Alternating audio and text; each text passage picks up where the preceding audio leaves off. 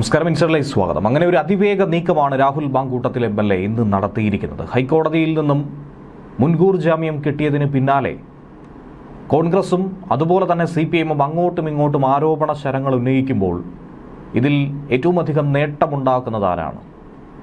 ഒരു പേര് പോലുമില്ലാത്തൊരു പരാതി, അതിനെ ഏറ്റവും അധികം പൊലിപ്പിച്ചത് കോൺഗ്രസ് ആണോ? CPIM-നേക്കാൾ രാഹുലിനെ പുറത്താക്കേണ്ട ആവശ്യം അത് കോൺഗ്രസിനായിരുന്നു? നിരവധി ചോദ്യങ്ങളുണ്ട്, ഉത്തരം കിട്ടാതെ ഇപ്പോഴും ബാക്കി. എന്നിരുന്നാലും ഒരു കാര്യം ശ്രദ്ധേയമാണ്, രാഹുലിനെ ഇത്രയും നാൾ പിടികിട്ടാത്തതല്ല പിടിക്കാത്തതാണെന്നുള്ള കാര്യത്തിൽ സംശയമില്ലെന്നും പോലീസിനോട് അടുത്തെത്തിയാൽ മതി പിടികൂടണ്ട എന്ന നിർദ്ദേശം, ശബരിമല സ്വർണ്ണക്കൊള്ളയടക്കം നിരവധി വിഷയങ്ങൾ നിലനിൽക്കുന്നതുകൊണ്ട് അങ്ങനെ ഈ വാർത്ത മാധ്യമങ്ങളിൽ നിറഞ്ഞു നിൽക്കാൻ വേണ്ടി, ഇത്രയും ദിവസം വലിച്ചു നീട്ടാൻ വേണ്ടി മനഃപൂർവ്വമായൊരു ശ്രമം നടന്നുവെന്ന് തന്നെയാണ് കോൺഗ്രസ് ആരോപണം. എന്തായിരുന്നാലും ഒളിപ്പിച്ചത് ആര് എന്നതിൽ ഒരു വ്യക്തത ഇപ്പോൾ വന്നിരിക്കുന്നു. ആദ്യ കേസിൽ ഹൈക്കോടതി അറസ്റ്റ് തടഞ്ഞതോടെയാണ് രാഹുൽ മാങ്കൂട്ടത്തിൽ രണ്ടാമത്തെ കേസുമായി ബന്ധപ്പെട്ട് മുന്നോട്ട് നീങ്ങുന്നത്. യഥാർത്ഥത്തിൽ രാഹുലിന് പോലും അറിയില്ല ഇനി ആരൊക്കെ പരാതിയുമായി മുന്നോട്ട് വരുമെന്ന്. ഇപ്പോൾ പരാതി കൊടുത്തിരിക്കുന്ന ബംഗളൂരുവിൽ നിന്നുള്ള 23-കാരി അതാരെന്ന് പോലും രാഹുലിന് യാതൊരുവിധ എത്തും പിടിയുമില്ല. ഈ പരാതിയുടെ അടിസ്ഥാനത്തിൽ പോലീസ് ആകട്ടെ രണ്ടാമതൊരു കേസ് എടുത്തിട്ടുണ്ട്, അതും ബലാത്സംഗ കേസ്. മുൻപത്തെ കേസ് പോലെയല്ല, ഇതിൽ ഒരു പക്ഷേ രാഹുൽ പെട്ടേക്കും. സെഷൻസ് കോടതിയെ അതുകൊണ്ട് തന്നെ മുൻകൂർ ജാമ്യ ഹർജിക്കായി സമീപിച്ചു കഴിഞ്ഞു. ഇന്ന് തന്നെ ഹർജി പരിഗണിച്ച് ജാമ്യം നേടിയെടുക്കാൻ, ഇനി കിട്ടിയില്ല എങ്കിൽ ഹൈക്കോടതിയിലേക്ക് വീണ്ടും നീങ്ങാൻ തന്നെയാണ് രാഹുലിന്റെ അഭിഭാഷകൻ ശ്രമം നടത്തുന്നത്. പരാതിക്കാരിയുടെ പേര് പോലുമില്ലാത്ത ഒരു ഇമെയിലിന്റെ അടിസ്ഥാനത്തിലാണ് ഇപ്പോൾ കേസ് എടുത്തിരിക്കുന്നതെന്ന് ചൂണ്ടിക്കാട്ടിയാണ് ജാമ്യ ഹർജി കൊടുത്തിരിക്കുന്നത്. ആദ്യത്തെ കേസിൽ ഹൈക്കോടതി അറസ്റ്റ് തടഞ്ഞതോടെ രണ്ടാമത്തെ കേസിൽ തന്നെ കുടുക്കാനുള്ളൊരു നീക്കം അണിയറയിൽ രാഷ്ട്രീയ പാർട്ടികളോട് ചേർന്ന് പോലീസ് നടത്തുന്നുവെന്നാണ് രാഹുലിന്റെ ആക്ഷേപം.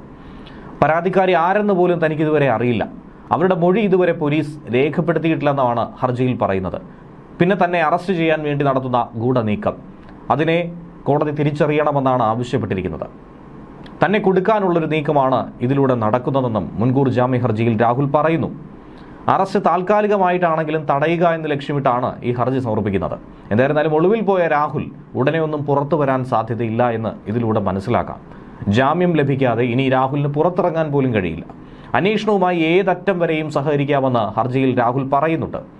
KPCC അധ്യക്ഷന് വന്നൊരു പരാതിയാണ് ഇപ്പോൾ DGPക്ക് കൈമാറിയത്.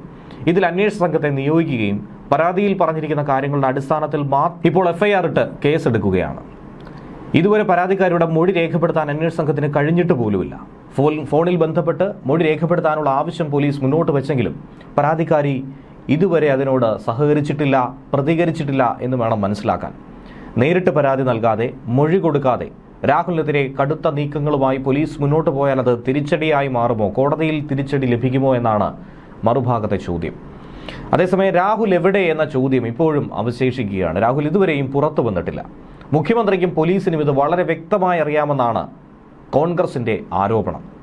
തിരഞ്ഞെടുപ്പ് ദിവസം വരെ ഈ വിഷയം ചർച്ചയാക്കി നിർത്താനാണ് അറസ്റ്റ് വൈകിപ്പിക്കുന്നതെന്നാണ് UDF കൺവീനറായ അടൂർ പ്രകാശ് MP പറയുന്നത്.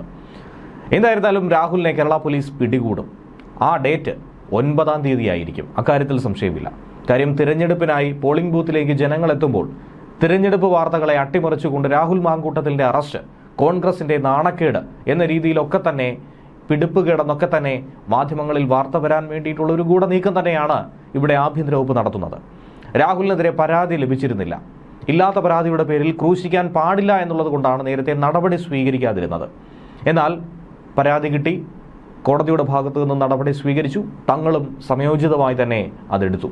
രാഹുൽ തെറ്റ് ചെയ്തെന്ന് ബോധ്യപ്പെട്ടത് കൊണ്ട് നടപടിയെടുത്തുവെന്നാണ് അടൂർ പ്രകാശ് പറയുന്നത്. എന്നാൽ രാഹുൽ മാങ്കൂട്ടത്തിന്റെ ഈ അറസ്റ്റ് തടഞ്ഞ നടപടി, അതിനെ സ്വാഭാവിക നടപടി എന്നാണ് മുഖ്യമന്ത്രി പിണറായി വിജയൻ പറയുന്നത്. രാഹുലിനെ അറസ്റ്റ് ചെയ്യാൻ ദിവസങ്ങളായി പോലീസ് ശ്രമിച്ചുകൊണ്ടേയിരിക്കുന്നുവെന്നാണ് അദ്ദേഹത്തിന്റെ വാദം.